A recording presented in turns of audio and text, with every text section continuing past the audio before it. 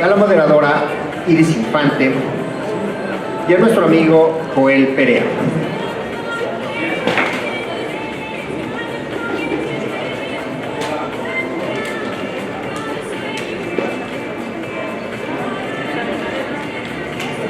Mientras procedemos al acomodo de la mesa, voy a presentar a los participantes de la misma.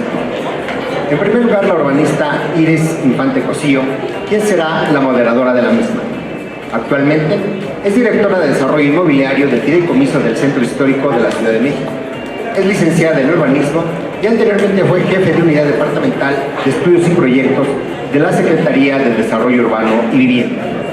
También me permito presentar a la doctora Valero Pie, quien actualmente es Coordinadora Nacional de Monumentos Históricos del Instituto Nacional de Antropología e Historia, licenciada en Arquitectura por la Universidad Nacional Autónoma de México y quien realizó estudios de posgrado en el Politécnico de Turín, Italia, obteniendo el título de especialista en Historia, Análisis y Evaluación de los Bienes Arquitectónicos y Ambientales. Ha colaborado en el desarrollo de varios proyectos y obras de restauración en distintos despachos y dentro del INAH, en la Coordinación Nacional de Monumentos Históricos. Entre sus publicaciones se encuentran Tecnología 3D por barrido láser aplicado al estudio, protección, conservación, restauración y difusión del patrimonio cultural de México. Como en las mesas anteriores, la dinámica de esta mesa tendrá la siguiente. El moderador dará lectura a las preguntas rectoras que guiarán la discusión. Enseguida, vamos a escuchar la intervención del ponente principal hasta por 10 minutos. Posteriormente, habremos de escuchar la intervención de los casos de éxito hasta por 7 minutos, en ese caso a cargo de Joel Perea, de Querétaro. Por último, el moderador abrirá la participación para los representantes de los centros y zonas históricas, quienes podrán intervenir hasta por 3 minutos. Si ya estamos listos, dejamos en el uso de la voz a Iris Infante Cosío.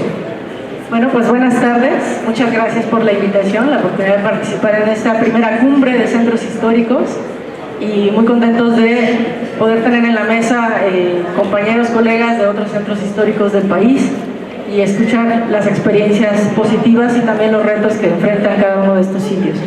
También muy contenta de estar en compartir esta mesa con Valeria Valero, la Coordinadora Nacional de Monumentos Históricos en el INAH, y Joel Perea Quiroz, del Centro Histórico de la ciudad de Querétaro.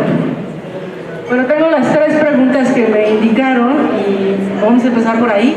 La verdad es que lo vamos a hacer más rápido porque creo que ya hay un poco de hambre, ¿no? Entonces se nos ha juntado con la hora de la comida, entonces, y además me han dicho que tengo que ser súper estricta, entonces lo voy a hacer. Les voy a plantear las 3 preguntas y he tratado como de aterrizarlas un poco porque eran, me parece, bastante generales y espero que de ahí podamos hilar cada una de las presentaciones que se van a mostrar y luego, por supuesto, los comentarios de los integrantes de la mesa. La primera pregunta es, ¿qué medidas se deben realizar para mejorar la conservación del patrimonio cultural de los centros históricos? Ahí me parece que tendrían cabida todos los aspectos que tienen que ver con las técnicas y las metodologías de intervención en inmuebles, pero también en bienes que no son necesariamente materiales. Todos los aspectos normativos o regulatorios, cuál es el papel de las instancias públicas, cuál es el papel también de la sociedad civil, que ya se habló mucho en la mesa anterior, cuáles son los mecanismos financieros que de los cuales podríamos hacer uso para estas acciones de conservación del patrimonio cultural. Por supuesto, todos los mecanismos de gestión, y ahí estamos hablando de coordinación interinstitucional, coordinación con los distintos sectores de la comunidad, los instrumentos y inclusive las prácticas conciliatorias, no necesariamente regulatorias. La segunda pregunta es ¿cómo se puede mejorar la coordinación federal y local? Y aquí en la mesa está perfectamente ejemplificada, para restaurar, preservar y conservar el patrimonio. Y ahí me parece que se puede ahondar un poco en lo que tiene que ver con una competencia clara y bien diferenciada, pero además complementaria entre cada uno de los agentes públicos que participan en el desarrollo y en la conservación de estos sitios. ¿Cómo evitamos duplicidades? ¿Cómo hacemos estirar los presupuestos sin repetir acciones, sin que la comunidad tenga dudas sobre quién participa y qué le toca a cada quien? ¿Cómo compartimos información sobre los bienes culturales? Que la gente sepa cuando estamos hablando de un edificio catalogado o no catalogado, cómo evitamos la sobreregulación, cómo evitar que haya ocurrencias, ¿no? De repente se llevan a cabo acciones que pareciera como que a alguien se le ocurrió y la implementó y no necesariamente es lo que requiere ese sitio, y cómo evitamos que sea más importante los intereses políticos o partidistas o las aspiraciones políticas. Y la tercera pregunta, que en realidad la voy a ligar con una cuarta, es ¿qué acciones se deben fortalecer para la restauración de los edificios patrimoniales, de los monumentos históricos, tratando de que las nuevas tendencias arquitectónicas, los materiales, sean adecuados para la restauración de estos sitios? Creo que ahí podríamos hablar, y espero que nuestros expertos lo puedan mencionar, cómo generamos cuadros profesionales para intervenir inmuebles, para intervenir bienes patrimoniales, cómo damos a conocer los valores del sitio, este conjunto de valores que no son valores aislados, son, digamos, una red, una amplia red, un sistema de valores que tendríamos que poner en valor. ¿Cuáles son estas metodologías y estas técnicas que deberíamos de ocupar? Cómo partir de los valores que han sido identificados en las declaratorias de los sitios Patrimonio Mundial y que seguramente en los centros históricos que no tienen esta declaratoria también existen, que son rasgos de identidad, de autenticidad, de excepcionalidad, para evitar recetas, es decir, no va a ser lo mismo, y aquí seguramente nos lo va a comentar Querétaro, no va a ser lo mismo la manera de intervenir inmuebles o la manera de intervenir y conservar el patrimonio en ese sitio maravilloso, como lo que puede realizarse en la ciudad de Mérida, que vimos en la mesa anterior, o en cualquiera de los otros centros históricos aquí representados. Entonces, sin más, estas son las temáticas, y les voy a dar paso a nuestros expertos. Adelante, Valeria, por favor. Muy buenas tardes, muchas gracias a todos. Pues para empezar, a los organizadores que nos extendieron una invitación al Instituto Nacional de Antropología e Historia, en particular a la Coordinación Nacional de Monumentos, pues les agradecemos mucho el hacernos partícipes pues, de esta cumbre que creemos que es de gran relevancia y a la que esperemos sigan otras muchas más. Y bueno, debo confesar que yo traía un texto preparado, pero creo que no es estrictamente, no va a contestar estrictamente lo que Iris, las preguntas que Iris nos acaba de plantear, por lo que creo que no leeré el texto y me enfocaré en las preguntas eje de la mesa. Bueno, sin embargo, sí solamente comentar, para iniciar y también ser muy breve, lo prometo. Iniciar con estos planteamientos. Bueno, uno, y creo que es lo que aquí reiteradamente se ha dicho, pues en México existe una gran cantidad de centros históricos, ¿no? Centros históricos, es decir, sitios históricos con características formales y ambientales de gran valor cultural, que constituyen sobre todo el marco en el que se desenvuelve la vida de la comunidad, de los habitantes, en donde se desenvuelven sus costumbres y tradiciones locales. Es decir, es un conjunto de valores, de patrimonios de distinta índole, inmaterial y material. Algunos de estos centros históricos están protegidos con instrumentos jurídicos, algunos de estos centros todavía no. Dentro pues, de esta protección legal, por supuesto, hay instrumentos implementados a nivel local, a nivel municipal, estatal. Están, por supuesto, los instrumentos que a nivel federal se pueden implementar, como es justamente la declaratoria de zonas de monumentos históricos, y por supuesto los instrumentos internacionales. Y bueno, pues aquí vemos también ejemplos de muchos centros históricos que están inscritos en la lista de patrimonio mundial. Pero bueno, si bien estas protecciones, por supuesto, son un marco legal importantísimo en su preservación y conservación, en realidad, pues esta se logra yendo un poco más hacia allá, ¿no? O sea, hacia la participación de los ciudadanos, a la apropiación de los ciudadanos de estos espacios emblemáticos. Y bueno, también para dar algunas cifras, de acuerdo con un documento elaborado en la propia Coordinación Nacional de Monumentos Históricos, que bueno, lleva como nombre Estudios concluidos y sitios con factibilidad de ser declarados zonas de monumentos históricos del país, existen más de 250 sitios que pudieran, en México, que pudieran ser declarados zonas de monumentos históricos. Es decir, la riqueza patrimonial en México es inmensa. De estos 250 y tantos, 60 sitios ya cuentan con declaratoria federal como zona de monumentos históricos, que, bueno, por cierto, traje algunas imágenes en pantalla, pero no están corriendo. Pero son las 60 zonas de monumentos históricos para que, bueno, ustedes las conozcan, las reconozcan. Seguramente muchos de ustedes viven en alguna de ellas. Y bueno, también aclarar que un caso particular, que es Zacatecas, que aún no cuenta con zona de monumentos históricos, con declaratoria, pero está inscrita en la lista de Patrimonio Mundial. Entonces, bueno, pues sí comentar, ¿no?, que es uno de las grandes deudas y retos que tiene el gobierno federal actualmente, lograr la declaratoria de zona de monumentos de Zacatecas. Y bueno, para centrarme también los temas de esta mesa, es qué medidas se deben realizar. Perdón, ¿me lo puedes repetir? ¿Qué medidas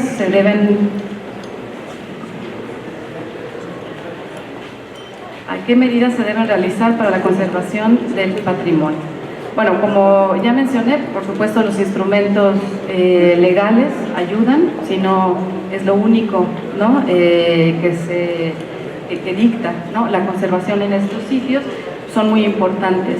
La ley federal sobre monumentos y zonas arqueológicos, artísticos, históricos es clara en varias de sus definiciones, bueno, sobre todo en las definiciones de las categorías.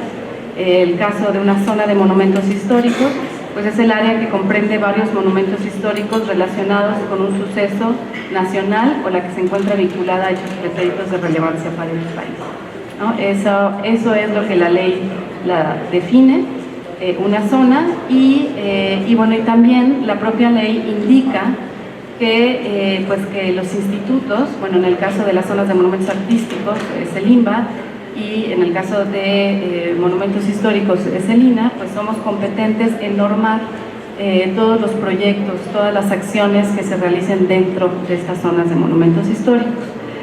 Y no solo, o sea, la propia ley también establece, por supuesto, que el INAH asesorará, guiará y finalmente, si es el caso, autorizará las acciones en monumentos históricos y en sus colindantes. Es decir, esta ley faculta a los institutos a normar, guiar pues todas las intervenciones en estos sitios históricos. Y pues ahí inicia, digamos, una primera regulación de las acciones de conservación que se realizan sobre estos espacios.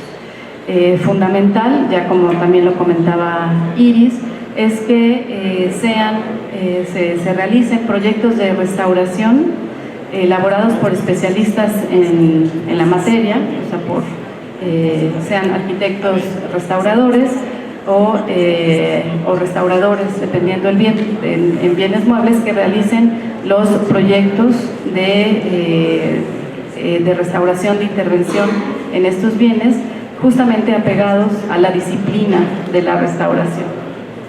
Me quedan 3 minutos y creo que apenas voy a la primera de las preguntas, pero bueno, sí, seré más rápido. Bueno, eso es fundamental, la elaboración de proyectos ejecutivos de restauración, sea en monumentos históricos, pero también no olvidemos, y esto es algo que quisiera en estos 3 minutos que me quedan subrayar, recordar lo que menciona la propia ley de monumentos, en la que describe cuáles son estos bienes protegidos, Y bueno, dentro de la descripción que nos da el artículo 36, también habla de inmuebles al servicio y ornato público, dentro de otros, ¿no? Los religiosos, los de enseñanza, y por eso nada más quisiera centrarme un momentito ahí, porque estos bienes inmuebles pues son los que nosotros dentro del instituto relacionamos justamente con los espacios públicos, ¿no? Es decir, las calles, plazas, jardines, plazoletas, inclusive la traza urbana entra dentro de esta descripción que nos da la ley, y por ende son considerados monumentos históricos y por ende deben de ser tratados como tal. Es decir, las intervenciones en espacios públicos también deben ser tratadas por especialistas en la materia que aborden proyectos de restauración debidamente conformados y, por supuesto, debidamente analizados. Y bueno, en el sentido de cómo fortalecer estas acciones, pues diría ya en el último minuto que me queda a disposición que la protección y el mejoramiento de todo este patrimonio, llamémoslo natural, cultural, edificado de nuestros centros históricos, en tanto constituye un patrimonio colectivo, es responsabilidad de toda la sociedad. Y es, por tanto, fundamental la participación de los 3 niveles de gobierno, la comunidad, a través de distintos grupos, pueden ser patronatos, asociaciones, grupos vecinales, en fin. Lo importante es que se involucren en estas tareas de protección y mejoramiento. Es decir, se requiere de una amplia participación de toda la sociedad para el rescate, mejoramiento y cuidado de ese patrimonio.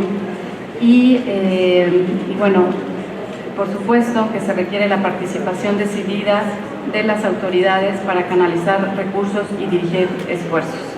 Y que esto se logre a través de acciones programadas y reguladas de manera sistemática, o sea, con miras hacia el futuro y en beneficio de las condiciones de vida de los ciudadanos, en donde la preservación, la restauración, la conservación de estos sitios sea un hábito, es decir, una acción permanente y no una actividad aislada y eventual. Pues creo que tendremos que encaminarnos justamente hacia una cultura de la atención permanente al patrimonio de nuestros centros históricos. Creo que lo logré los tiempos. Bueno, pues muchas gracias, Valeria. Sí.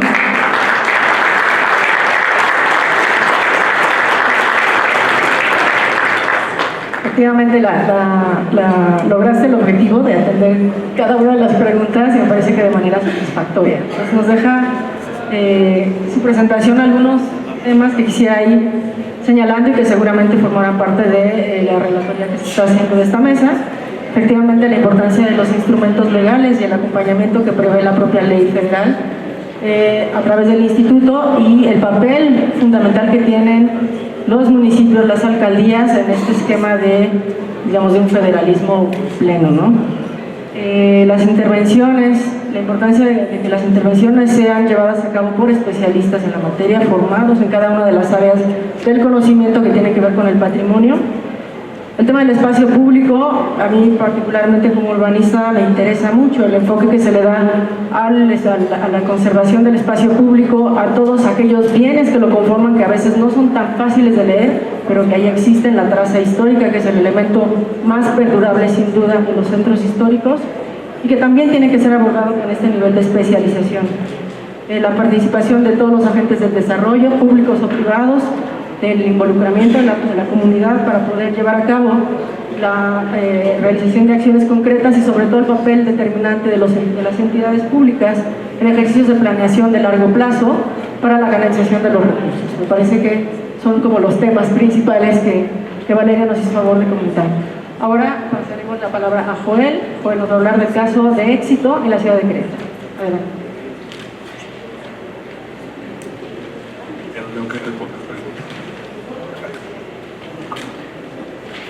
Por ahí les quería compartir un video de unos trabajos de restauración que se ejecutaron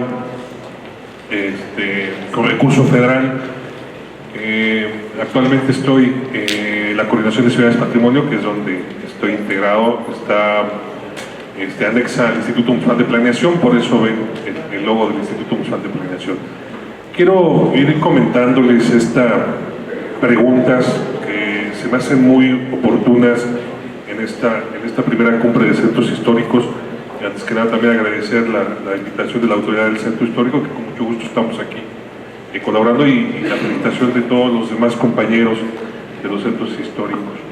Esto de las medidas que se deben de realizar para mejorar la conservación del patrimonio cultural en los centros históricos, ya lo veíamos en algún momento en las intervenciones pasadas. Para nosotros, en el Instituto Municipal de Planeación, le hemos dado un empuje, un realce al plan de manejo y conservación de la zona de monumentos históricos de Querétaro. En la presentación que hacía la maestra Sicardi al principio, mencionaba en una de sus diapositivas dos planes de manejo: el de Ciudad de México y el de la zona de monumentos históricos de Querétaro. Prácticamente vamos siguiendo los pasos a Ciudad de México. Creo que acaba de actualizar su plan de manejo Ciudad de México, entonces nosotros vamos a hacer el nuestro, la actividad de actualización del próximo año. ¿Qué deriva de nuestro plan de manejo? Y así debe de ser de los planes de manejo. Tenemos un catálogo de proyectos, un banco de proyectos, sí, que durante los últimos 10 años que tiene de operación el plan de manejo se ha ido enriqueciendo, se ha ido acumulando proyectos que por X o Y razón en un momento fueron prioritarios, no se le asignó recurso, ¿sí? Y en algún momento puede llegar el recurso de primera mano a la voluntad del gobernante en su momento, un recurso extra federal, por cualquier dependencia o estatal, y sacamos de este banco de proyectos un proyecto en sí que ya tenemos avanzado con un expediente técnico, se actualizan los montos, sí, y lo presentamos para poder ejecutar el recurso que está en el momento. Precisamente llegan al final del año los recursos, obviamente también lo valoramos, lo analizamos, tenemos una revisión previa con el Instituto Nacional de Antropología e Historia. En este caso que le estoy presentando es un proyecto del Templo de Santo Domingo de Guzmán en la ciudad de Querétaro, donde se intervino la parte interior con pintura mural y la parte exterior de conservación e iluminación. Igual lo teníamos en este catálogo de proyectos pendiente.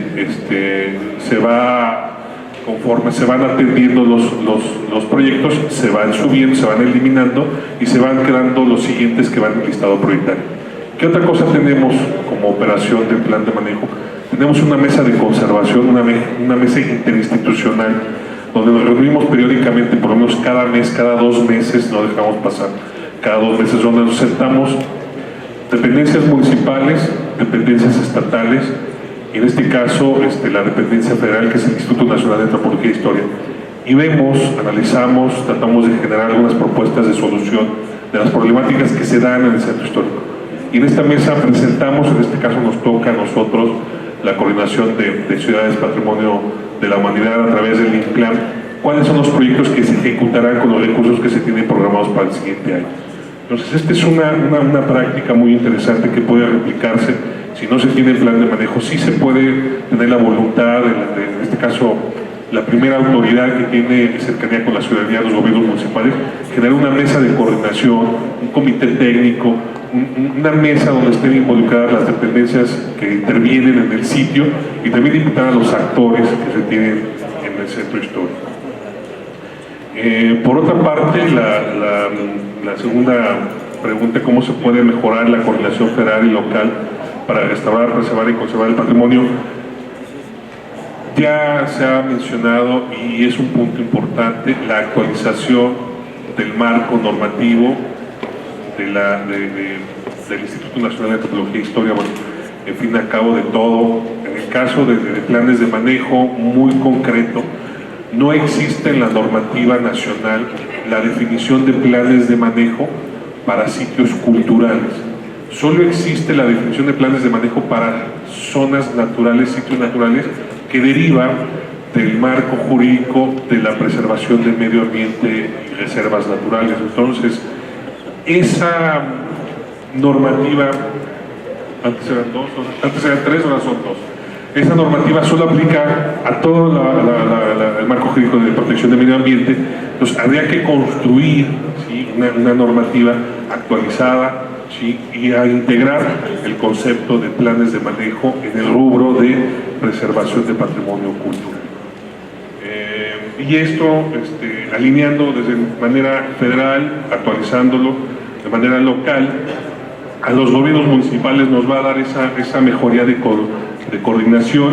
Si no lo podemos hacer, entonces los municipios tienen una primera instancia que pueden generar, sí, actividades, normativas, regulaciones municipales para poder coordinarse con el Estado o la Federación, según sea el caso, con objetivos concretos para restaurar, preservar y conservar el patrimonio. Este es uno de los ejemplos.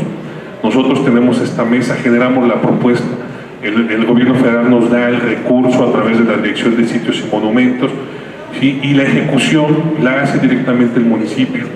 Tenemos 10 años ejecutando este tipo de recursos. El municipio antes de 10 años no tenía ni la más mínima idea, es más, no ejecutaba recursos de conservación, solo era el Estado o la Federación directamente. Entonces, hemos venido a generar un cambio en las áreas de obras públicas, en las áreas de desarrollo urbano, en las autoridades como la delegación del centro histórico, de atender más la conservación de inmuebles históricos y generar conciencia, sí, de cuáles son los alcances de la restauración, de la conservación. Aquí estas manos que ustedes ven aquí son estudiantes de la licenciatura de restauración de la Universidad Autónoma de Querétaro.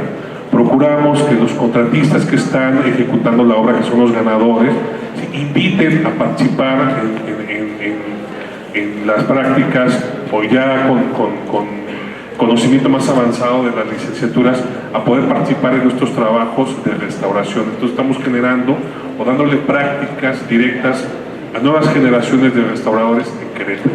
Antes venían de Guanajuato, se iban a estudiar a Guanajuato o aquí en el CRIM en México.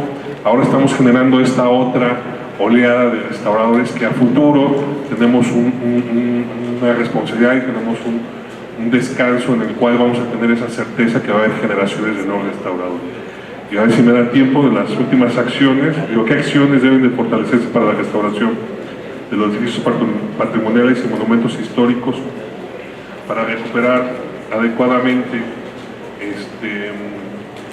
su función histórica y social?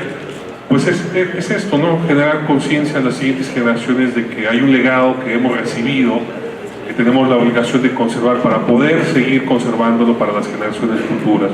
Entonces, en este caso, alumnos de la licenciatura de restauración están pues ávidos de ver cuál es la siguiente obra que van a estar trabajando, cuáles son los recursos que vienen. Yo aquí sí quiero hacer un comentario muy particular. Hemos venido, gracias a menos en cuanto al recurso que se nos ha dado para poder generar estas acciones, y esperemos que pues los diputados, hace rato lo mencioné, los diputados deben tener esa conciencia de poder distribuir el recurso, no nada más las cuestiones prioritarias que se tienen sociales, sino también las cuestiones culturales, y es un legado que tenemos que conservar, y también generamos desarrollo económico a través de los contratistas, generación de empleo. Con esta visión, la Secretaría de Cultura va a jugar un papel importante ahora para el recurso 2020. El año pasado teníamos por el PEF 7,5 millones, por lo que se ventila para el próximo PEF del siguiente año, parece que se reduce también otro 50%. Esperemos que la Secretaría pueda ayudarnos, pero a fin de cuentas es continuar con estas acciones y poder colaborar, apoyar a la conservación de los valores universales excepcionales que le han declarado al sitio, en este caso Querétaro, y se replica a los demás sitios, centros históricos de México. Espero que haya cubierto las preguntas. Gracias.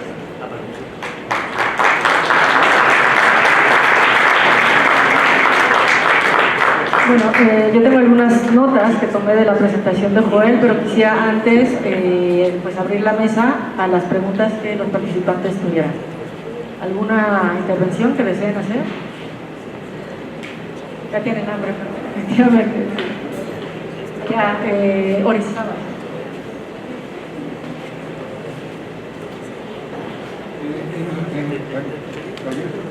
En relación a pues, la intervención para el mantenimiento en ciertos inmuebles en los centros históricos, hay una experiencia que en algunos patios de vecindad que están habitados por personas del centro, pues no tienen recursos y no tienen mantenimiento, pero a veces se cooperan y hacen el mantenimiento hormiga, pero desde luego no cumplen con un proyecto ejecutivo ni tienen para pagar un profesional en el asunto.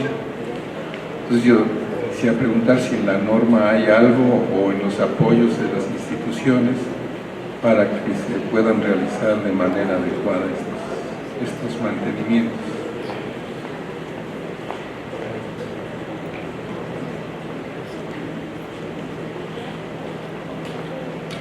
Sí, es importante lo que menciona, para empezar porque es muy importante la cultura del mantenimiento. Eso hay que fomentarlo en todos los niveles.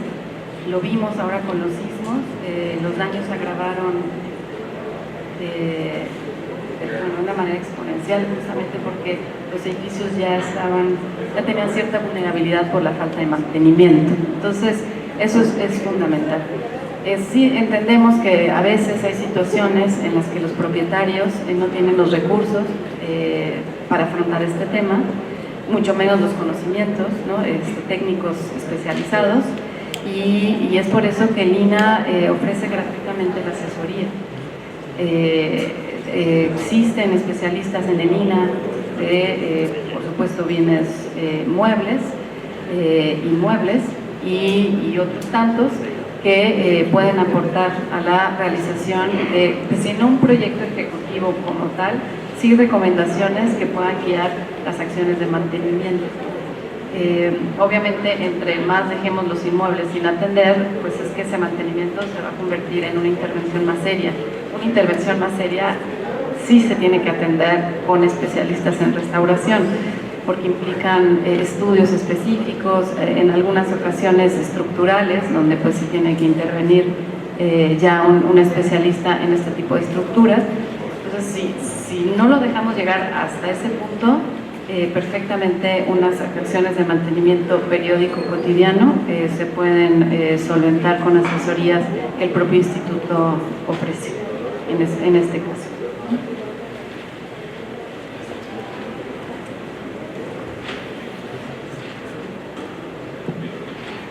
Muy buenas tardes a todos. De Hidalgo al Parral, Chihuahua, nosotros cuando llegamos al gobierno en el 2016, el mismo gobierno anterior tenía un desastre enorme con los monumentos históricos, una zona de monumentos históricos importante, más de 500 monumentos, donde había una completa desorganización. Si el gobierno no le hacía caso a la ley, pues mucho menos los ciudadanos, ¿no? Nosotros no tenemos el problema de que la gente haya salido del centro histórico, porque nuestra traza urbana así lo ha generado. Estamos formados por plazas, templos y barrios. En cada barrio existe una plaza, existe un templo, y alrededor se encuentra la vivienda. Entonces sí tenemos una densidad importante de vivienda. Entonces mi intervención es como un caso de éxito, por el hecho de que cuando llegamos era un desorden horrible. Cuando quisimos implementar, hacer caso al INAH, tanto el municipio, las autoridades como los ciudadanos, pues todo el mundo como que puso un freno, dijo, oye, pero ¿por qué ahora sí? Y luego que no sabían cómo hacer los trámites, no teníamos un centro INAH en Parral, teníamos que viajar a dejar los formatos a más de 3 horas, entonces la gente hacía lo que quería, ¿no?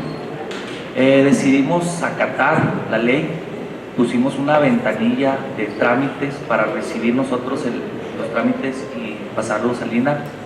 Empezamos a destinar recursos municipales para el rescate del centro histórico, y quiero decirles que hemos logrado importantes cambios en 4 años que vamos a tener de administración. son 3 años, pero hubo una reelección debido al trabajo que han visto los ciudadanos. Se han rescatado, la traza de la ciudad, como les digo, es por medio de un río, es una ciudad minera, entonces se rescataron los 7 puentes históricos, estamos ahorita terminando con el último.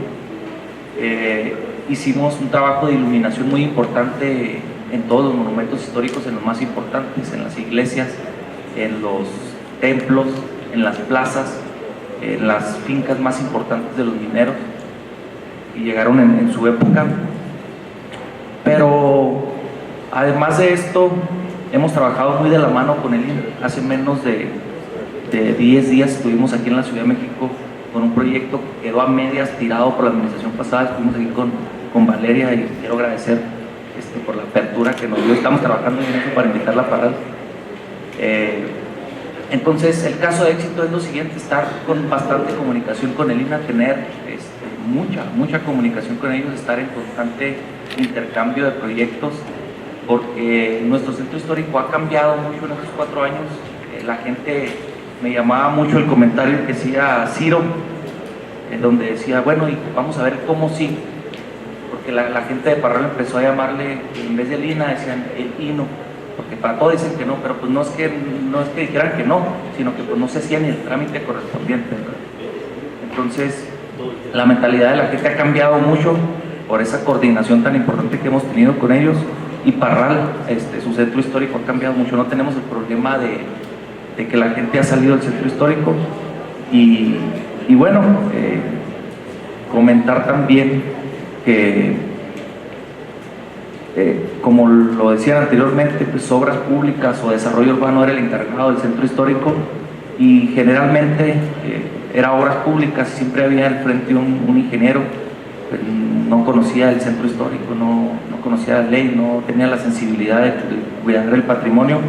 Ahora estamos trabajando en el plan de manejo del centro histórico en coordinación con el Colegio de Arquitectos y Colegio de Ingenieros, y hemos tenido un gran avance. Como les digo, hemos tenido parte del presupuesto participativo, donde la gente ahora ve que el centro se vive de día, de noche, y la gente dentro del presupuesto participativo ha votado por obras que se realicen en el centro histórico. Se ponen a votación 5 obras que con el pago del impuesto predial se haga esa obra en Parral, y la gente ha votado por obras de rescate del centro histórico porque ha visto el cambio diferente. Entonces, es un caso de éxito importante en Parral, y bueno, agradecer la invitación. Gracias.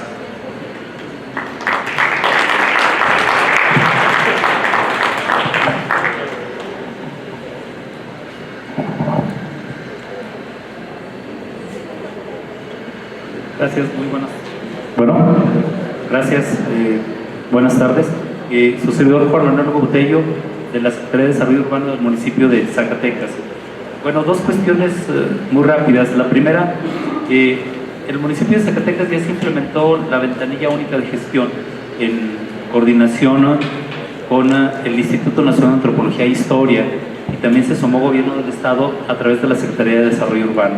Esta es una acción importante que de alguna manera nos permite avanzar en muchos de los trámites que se tienen que hacer en materia de conservación y de su preservación, pero aún así, pues bueno, no tenemos esta declaratoria federal, y yo preguntaría que si el municipio ya tiene la voluntad, ya la ha externado en varias ocasiones esta voluntad de llevar a cabo esta declaratoria. El nuevo Gobierno del Estado tiene algunas dudas al respecto, pero si también hay una voluntad muy expresa por parte del Gobierno federal a través del INA, la pregunta es, y si puede haber algún compromiso expreso de esta cumbre hacia la declaratoria del Centro Histórico de la Ciudad de Zacatecas, porque con ello se completaría, ¿verdad?, que las 10 ciudades que tienen este nombramiento de patrimonio por estar escritas en la lista, se pudiese llevar a cabo. ¿Sí? Es cuanto, gracias.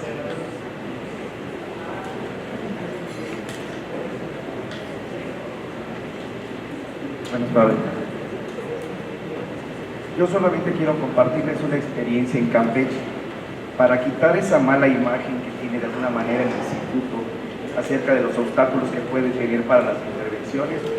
Nosotros les hemos apostado desde hace varios años al trabajo con los jóvenes. A pesar de que tenemos 5 escuelas de arquitectura en Campeche, ninguna tiene dentro de sus programas de estudio nada que tenga que ver con el cuidado del patrimonio y la conservación.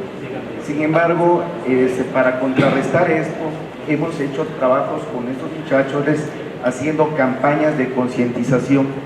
Ellos son partícipes de esas campañas donde se les da la capacitación, gente del instituto, del ayuntamiento, de cultura.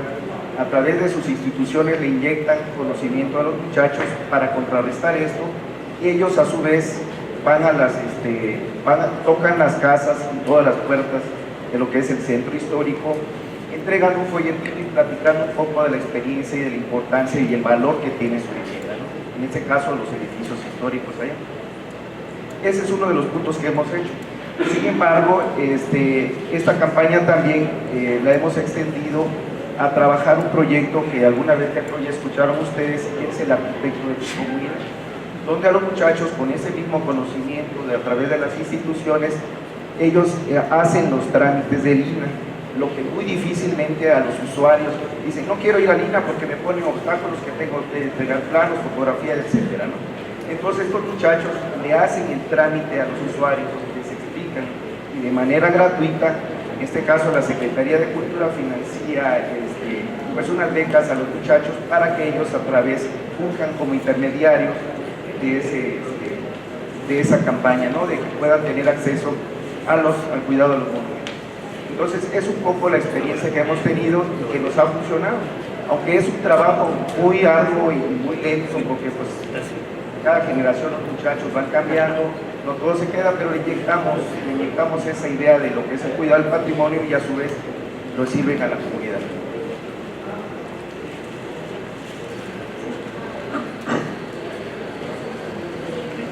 Bien, sí. Vengo de Jalapa, soy asesor del presidente municipal en cuestiones de planeación urbana, y bueno, aquí quería yo plantear lo siguiente. Tenemos un centro histórico que representa algo como el 6% de la superficie de la ciudad. Por supuesto, la ciudad se sigue expandiendo ampliamente mientras que el centro ahí está fijo.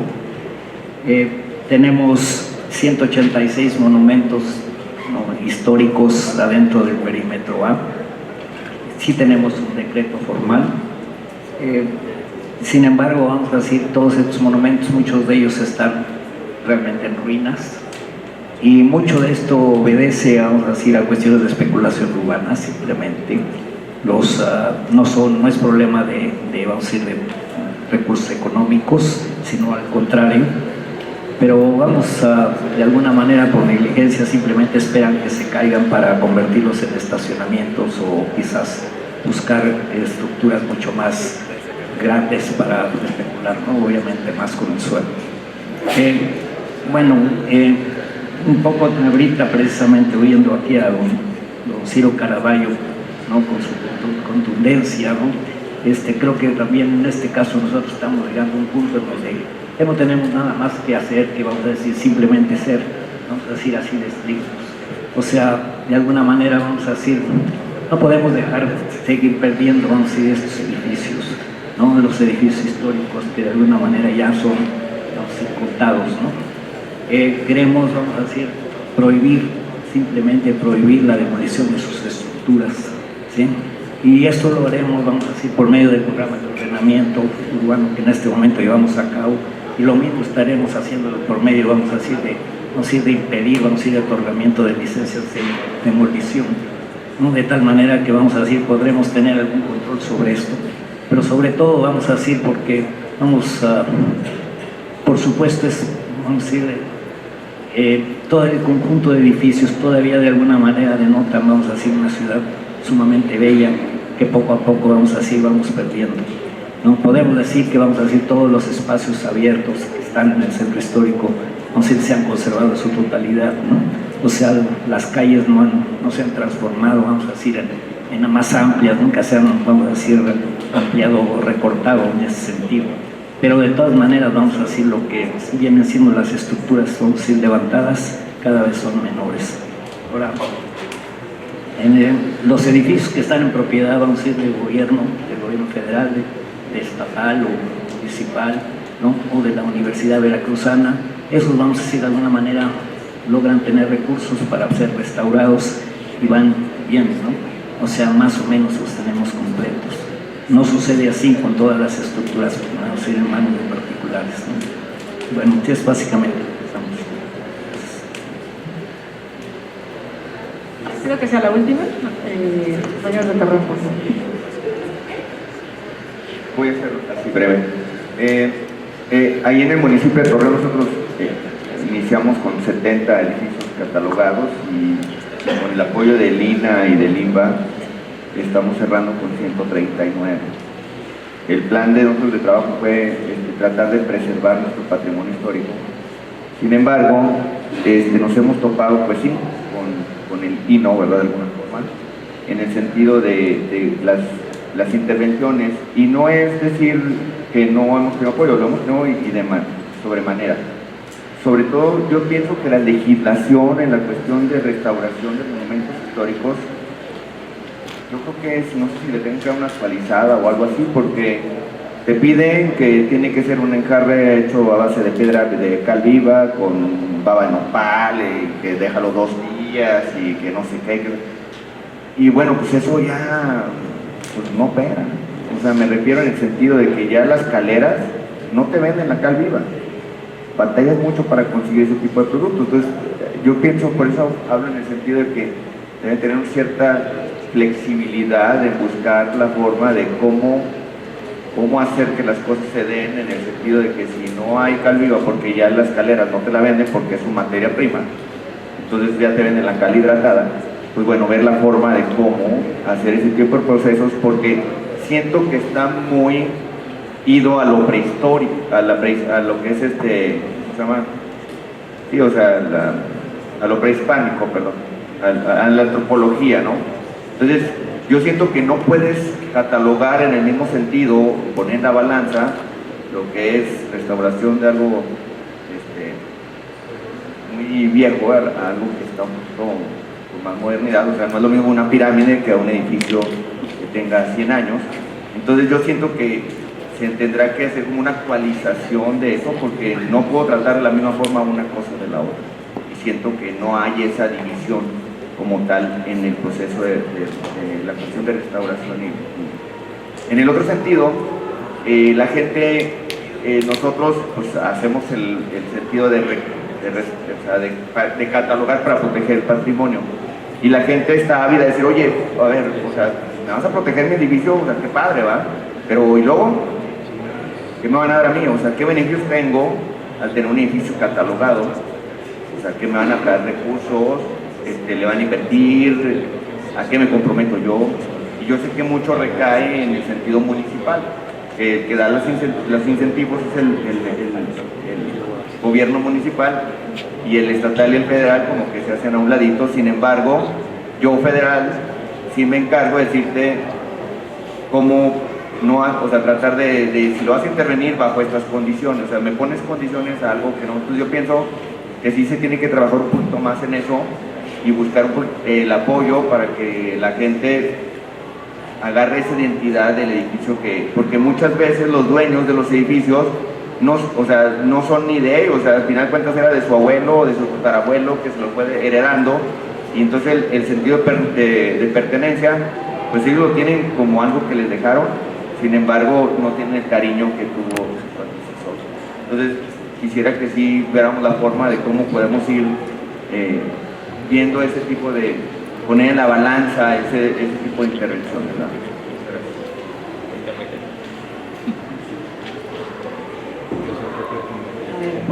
Por orden, ¿están de acuerdo? Bueno, de Hidalgo del Parral, efectivamente, me da mucho gusto que haya un acercamiento por parte del gobierno del estado, por parte del municipio de Hidalgo del Parral, con el INA, ¿no? Porque sí creo que pues podemos, ¿no?, hacer muy buenas cosas juntos y pues lograr revertir algunos de los sucesos, ¿no? Recientes en esta hermosa ciudad. Y bueno, comentar, sí, bueno, el asunto de las trámite de autorización para los proyectos de intervención. Sabemos que, pues, que es un trámite que causa, pues, diré la palabra, hasta enojo a veces, ¿no? Es decir, sí se ve como un trámite, como un obstáculo, como una barrera, ¿no?, a saltar. Y créanme que al interior del INAH lo último que queremos es que sea eso. El INAH tiene, pues, bajo su responsabilidad la preservación de todo este patrimonio. Tiene dentro de su capital humano especialistas que conocen estos temas, conocen los sistemas constructivos, conocen los criterios de intervención y los procesos de intervención. Entonces, lo que nosotros queremos hacerles ver es que más que un trámite, lo tomen como una asesoría, como un acompañamiento técnico en las decisiones que se tomen en estos inmuebles, que son responsabilidad de todos, además, ¿no? Su preservación es responsabilidad del Estado mexicano. Eso implica los 3 órdenes de gobierno, a la sociedad, a todos nosotros. Pareciera que el INAH, ¿no?, es como la autoridad, ¿no?, pero además la autoridad que detiene también ciertos procesos. En realidad, pues, es la autoridad que tiene bajo su responsabilidad el analizar esos procesos y proponer cómo hacerlo, es decir, el cómo sí, ¿no?, como ya lo decía Ciro Caraballo, el cómo sí. También es cierto, no traigo la estadística, pero se reciben anualmente miles de solicitudes para autorización. Les puedo decir que el 5% es las que se detienen, y por ese 5% es por el que nos llaman el INO, ¿no? Es decir, entendemos, ¿no? O sea, no se ve todo lo que, ¿no?, todas las revisiones que se hacen de proyecto para poder finalmente otorgar una autorización. Es difícil verlo o valorarlo, digamos, ¿no?, con cifras, y por supuesto que son los proyectos más polémicos o los que, pues, digamos, conllevan más tiempo en su revisión y ajustes, pues los que, pues sí, entendemos que causan cierto malestar, y por eso, pues, es fundamental trabajar de la mano de todos ustedes, responsables en cierto sentido de ese patrimonio, desde un inicio, desde que se inicia con la idea de restaurar, de intervenir, de invertir en cierto patrimonio, sea espacio público, sea inmueble patrimonial. Si desde el inicio nos podemos sentar y conocer esos proyectos, podemos, creo yo, pues, caminar de la mano y llegar satisfactoriamente a una autorización y a una supervisión.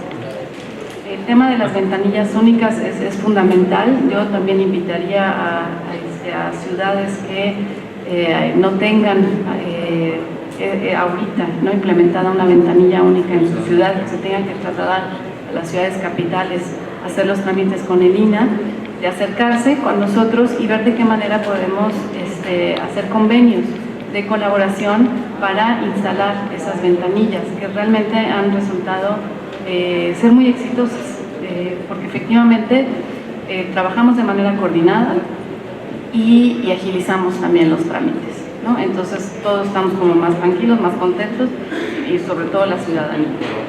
En el caso de Zacatecas hay un compromiso indudable del gobierno federal por declarar zona de monumentos históricos a la ciudad de Zacatecas.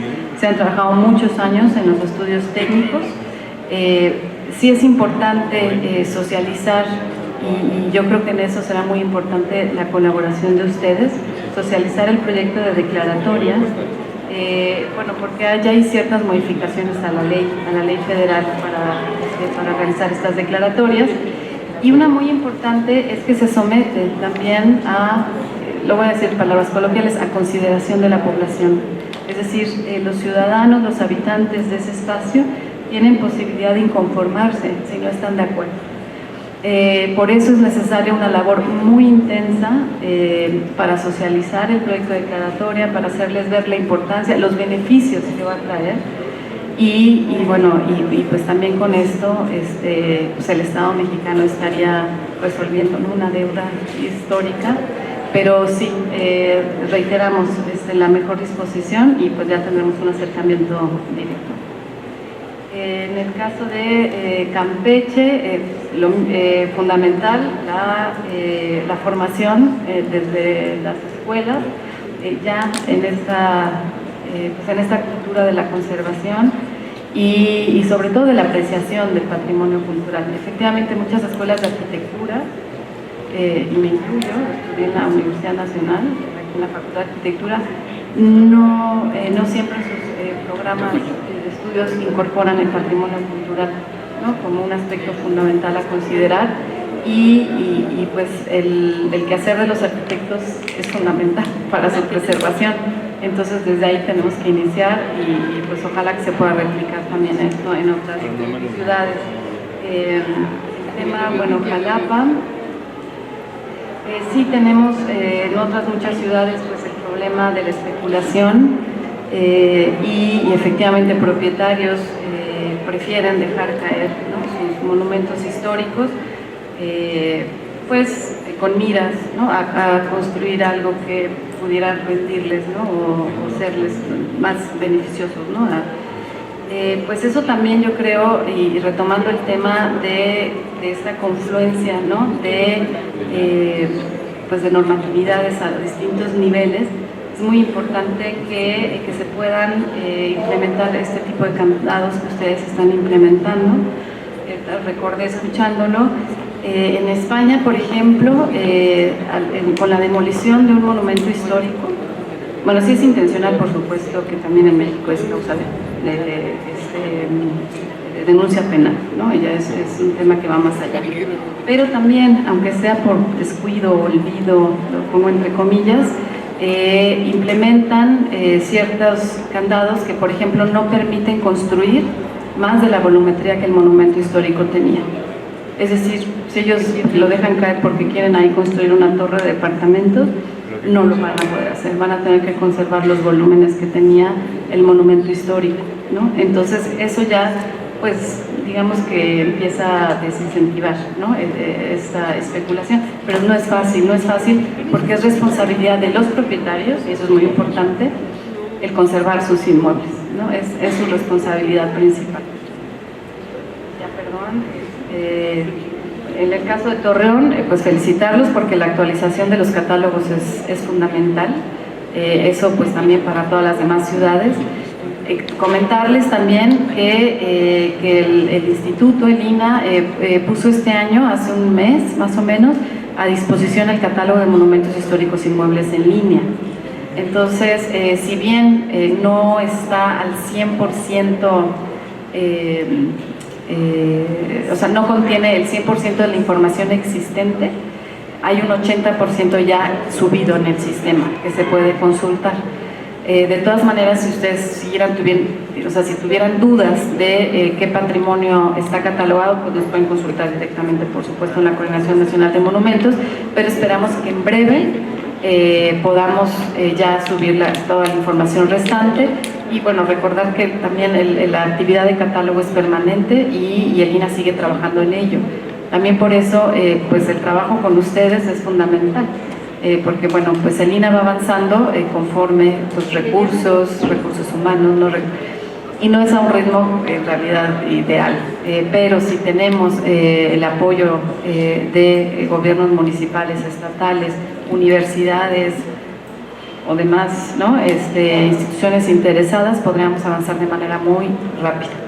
Entonces, pues eso también es fundamental, y en el caso de Torreón me da mucho gusto que hayan hecho la actualización e incorporado nuevos monumentos. Y bueno, en cuanto a los procedimientos, ya tenemos que cerrar, pero bueno, es nada más recalcar que el conocimiento de los sistemas constructivos de cada inmueble es fundamental, y con base en ese conocimiento es que se deciden las intervenciones. En realidad la cala pagada y estos sistemas tradicionales, por supuesto que se usaron en época antigua, ¿no? pero se conservaron durante época virreinal, inclusive hasta cercano, o sea, ya en México independiente se seguían usando muchas de estas técnicas, y es por eso que estas técnicas son, en muchas ocasiones, en la gran mayoría de ocasiones, pues son las mejores, porque pues son las compatibles, es regresarle al inmueble lo que alguna vez tuvo, perdió, y pues eso es lo que lo complementa, ¿no?, de manera ideal. También se pueden introducir nuevos materiales, habrá que estudiarlos, pero no es una receta que se da como que viene desde las pirámides, ¿no?, sino porque realmente son tradiciones constructivas que se conservaron y en las que se ha demostrado que, o sea, que su implementación ha demostrado que va a permitir la conservación de estos inmuebles. Y una disculpa. Bueno, pues gracias a todos por sus intervenciones. Voy a tratar de resumir en algunos acuerdos de esta mesa y que den pistas para la siguiente cumbre que se celebre próximamente. En el tema de restauración, preservación y conservación del patrimonio, uno de los aspectos más importantes es lograr una planeación que al menos tenga 3 aristas. Una normativa, una estratégica que tiene que ver con los planes de manejo, y una inclusive sancionatoria, como en el caso de Jalapa han tenido que llegar a ese mecanismo. Importante la propuesta y el esquema que ha trabajado la ciudad de Querétaro para este banco de proyectos, es decir, pensar que el centro histórico no se detiene en el momento en el que está el plan, ni en el momento en el que está el recurso, hay que estar trabajando día a día para tener un banco, y además de proyectos, pues con todos los componentes que se requieren para el momento de estar en posibilidades de bajar recursos e implementarlos. El cambio, y a mí me pareció interesante la intervención de nuestro compañero de Hidalgo del Parral, inclusive también Joel lo comentaba, este cambio que se da en los gobiernos locales para cambiar una visión de los gobiernos municipales y que se vuelvan los principales promotores de la conservación del patrimonio. Parece que también tendríamos que incidir en esas cuestiones. Provocar, por lo tanto, que estos sean los gobiernos municipales los principales involucrados en la conservación y la preservación de su patrimonio. Sería interesante que en una siguiente cumbre pudiéramos dialogar sobre un esquema, digamos, sobre un modelo comparativo de modelos de gestión, aunque resulte redundante. Creo que aquí vimos distintos casos de éxito, pero más bien buenas prácticas sobre la gestión que se puede lograr aún en un centro histórico relativamente pequeño, como en un centro histórico o inclusive una ciudad histórica. En este esquema comparativo que pudiéramos tener, ver cuál es el papel de los agentes públicos, cuál es el papel de la sociedad también. Me parece importante rescatar la participación de los compañeros de Campeche sobre esta vinculación de la academia, y lo mencionaban allá en el caso de Orizaba, cómo acercar a la comunidad pues el personal que puede tener mayor conocimiento sobre cómo intervenir en este tipo de inmuebles. Un mecanismo es a través de las universidades de los jóvenes. Yo quiero abonar otra más que se da en el caso de la Ciudad de México a través de las agencias o unidades de gestión especializadas en el sitio. En este caso ocurre a través del Fideicomiso del Centro Histórico, que contamos con especialistas que podemos hacer los proyectos para la comunidad de manera gratuita o brindar asesoría, inclusive para la gestión de los trámites.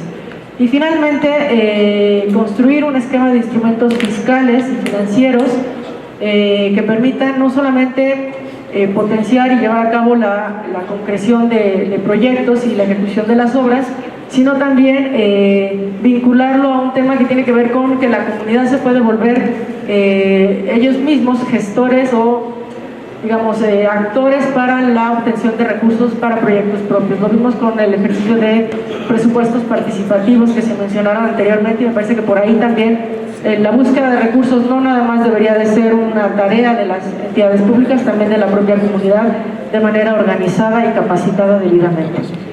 Espero que con eso haya logrado resumir lo que se comentó en esta mesa amplia. Y bueno, pues simplemente para concluirla, vamos a entregar los reconocimientos a los dos especialistas, la maestra Valeria Manero.